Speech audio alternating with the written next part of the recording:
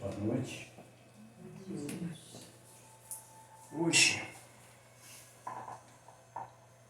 tá esse tempo, calor, chuva. O que nós temos que fazer? Ser gratos, né? Os tempos desses estávamos preocupados, vai faltar água, não chove. Olha como nós somos impacientes, né? As coisas tem que ser tudo do jeito que a gente acha que tem que ser, não é assim. Nós vivemos, nós somos atletas. Nós vivemos uma Olimpíadas todo dia. Nós somos o desafio. Todo o nosso viver é um desafio e um pingo de aprendizado. Nós vamos falar hoje algo assim que é uma instrução, tanto é que é denominado Instruções dos Espíritos. É o capítulo 1 do Evangelho segundo o Espiritismo de Allan Kardec, que diz assim: a era nova. Deus é único. E Moisés, o Espírito que Deus enviou em missão para o fazer conhecer, não somente aos hebreus, mas ainda aos povos pagãos. O povo hebreu foi instrumento de que Deus se serviu para fazer sua revelação por Moisés e pelos profetas. E as vicissitudes desse povo eram destinadas a impressionar os olhos e fazer cair o véu que escondia a divindade aos homens. Os mandamentos de Deus, dados por Moisés, trazem o germe mais ampla moral cristã. Os comentários da Bíblia limitavam-lhe o sentido, porque, postos em prática, em toda a sua pureza, ela não teria sido então compreendida. Mas nem por isso os 10 mandamentos de Deus deixaram de permanecer como o frontispício brilhante, como o farol que deveria iluminar a humanidade no caminho que haveria de percorrer. A moral ensinada por Moisés era apropriada ao estado de adiantamento no qual se encontravam os povos que ela foi chamada a regenerar. E esses povos, semi-selvagens, quanto ao aperfeiçoamento de sua alma, não teriam compreendido que se pode adorar a Deus de outro modo que pelos holocaustos, nem que se precisasse perdoar a um inimigo. Sua inteligência, notável do ponto de vista da matéria, e mesmo sobre os das artes e das ciências, era muito atrasada em moralidade.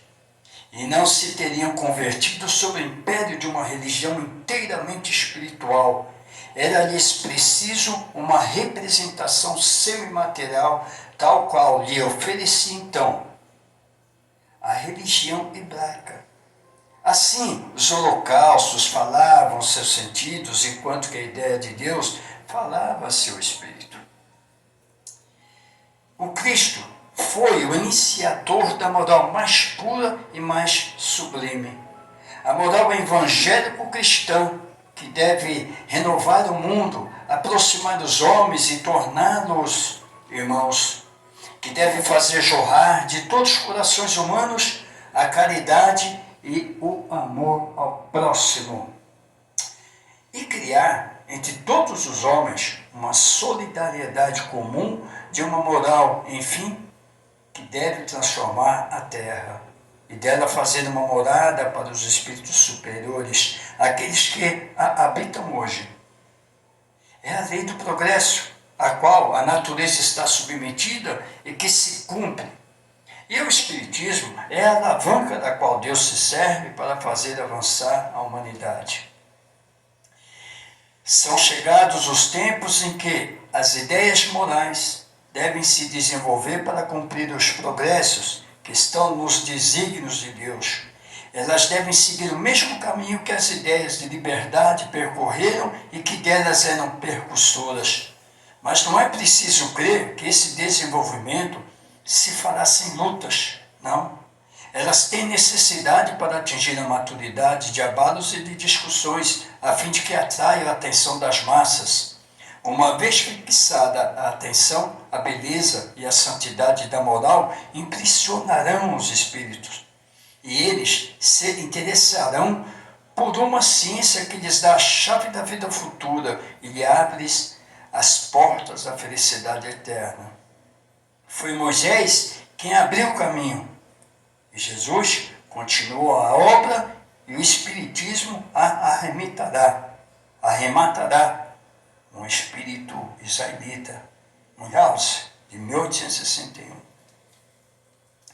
Um dia, Deus, na sua caridade inesgotável, permitiu ao homem ver a verdade e dissipar as trevas. Esse dia foi o advento do Cristo. Depois da luz viva, as trevas voltaram.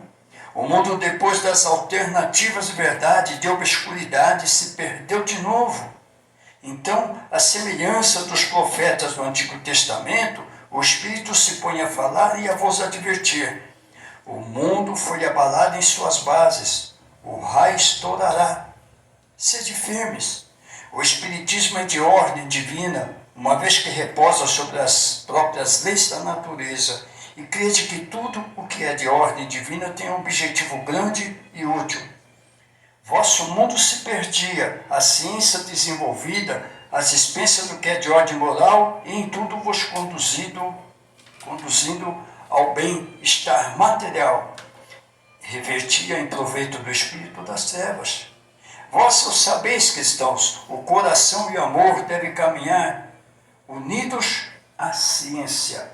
O reino do Cristo, após 18 séculos, e malgrado o sangue de tantos mártires, ainda não chegou.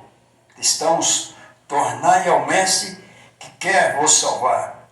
Tudo é fácil àquele que crê e que ama. O amor o enche-o de alegria inefável. Sim, meus filhos, o mundo está abalado. Os bons espíritos vos dizem sempre: curvai-vos sobre o sopro percussor da tempestade, a fim de não serdes derrubados. Quer dizer, preparai-vos e não vos assemelheis às virgens estouvadas que foram apanhadas de surpresa à chegada do esposo. A revolução que se prepara é antes moral que material.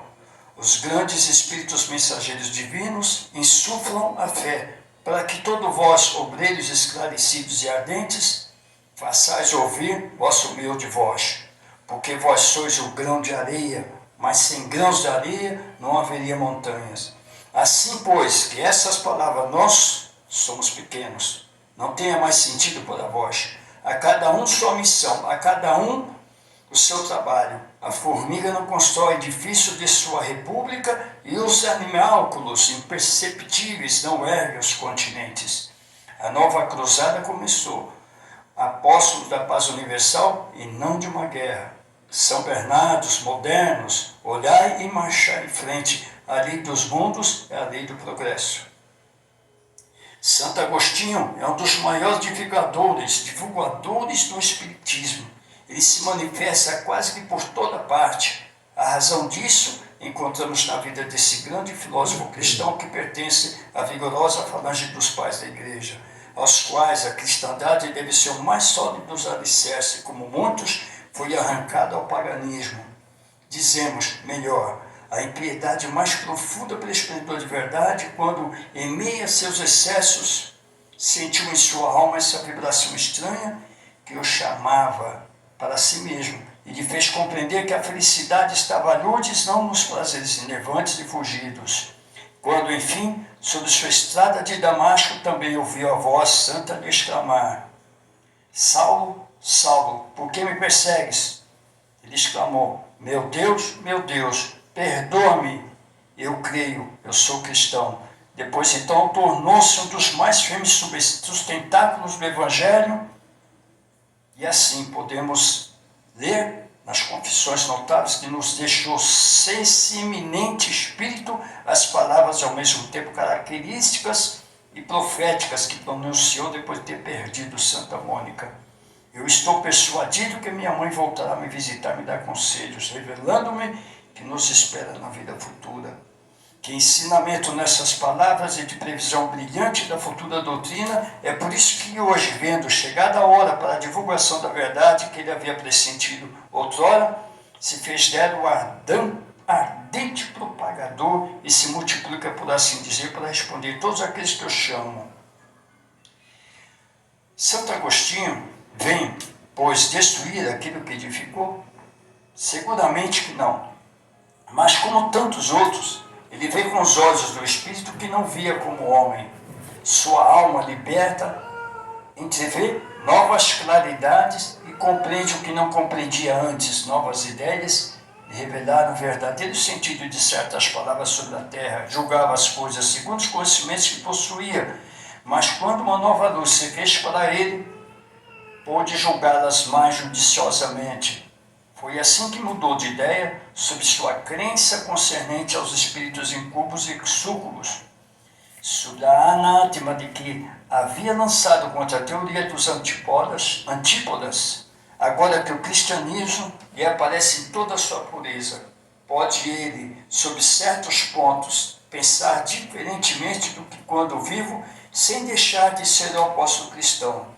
Pode, sem renegar sua fé, fazer-lhe propagador do Espiritismo, porque nele vê cumprimento das coisas preditas, proclamando-o hoje. Não faz senão nos conduzir a uma interpretação mais sã e mais lógica dos textos.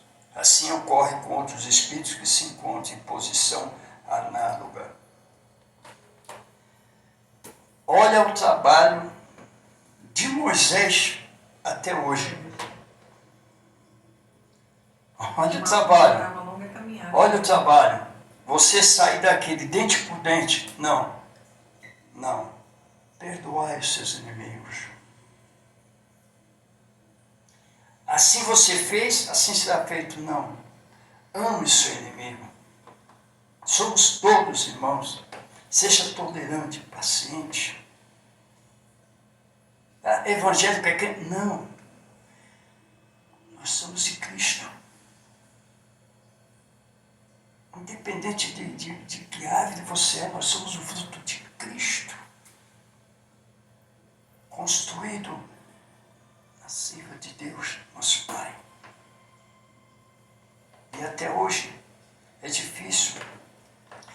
Para você ver a dificuldade de lá, Cristo falou tanto, tanto, tanto, e muitas coisas ali ocultou de nós, porque a população não tinha ainda aquele passinho à frente.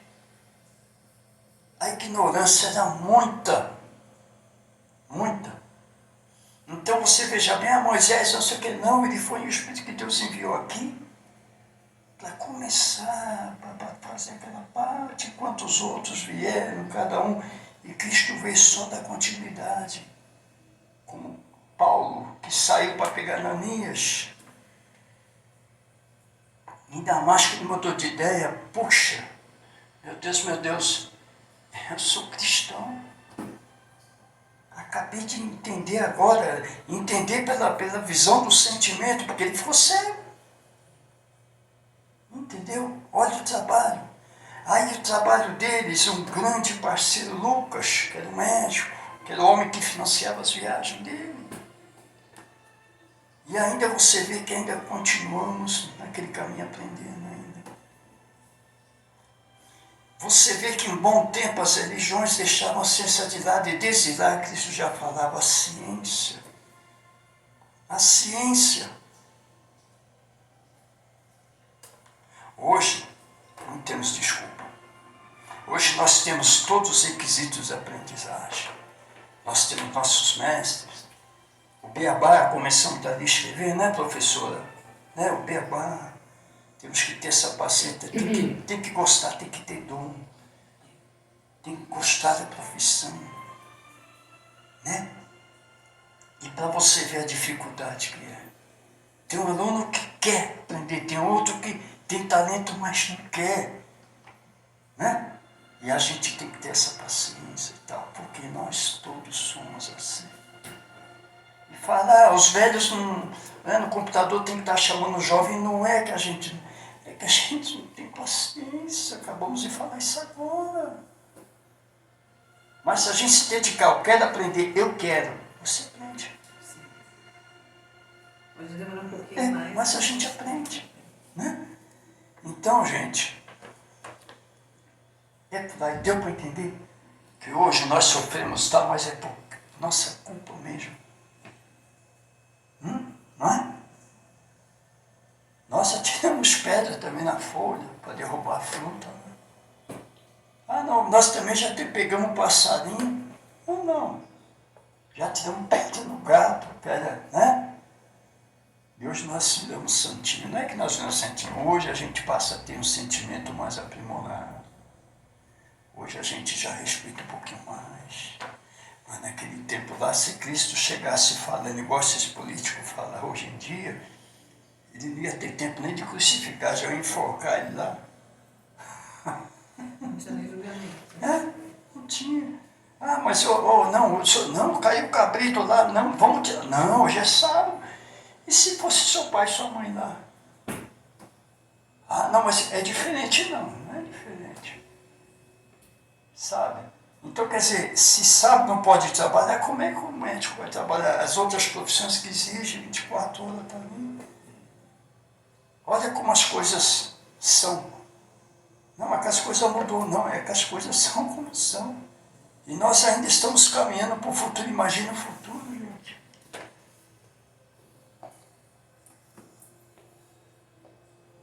Deu mais ou menos, alguém tem uma opinião sobre isso? Hã? Tem? Tudo bem, então? Obrigado, gente. Vocês aí também. Dê a opinião de vocês.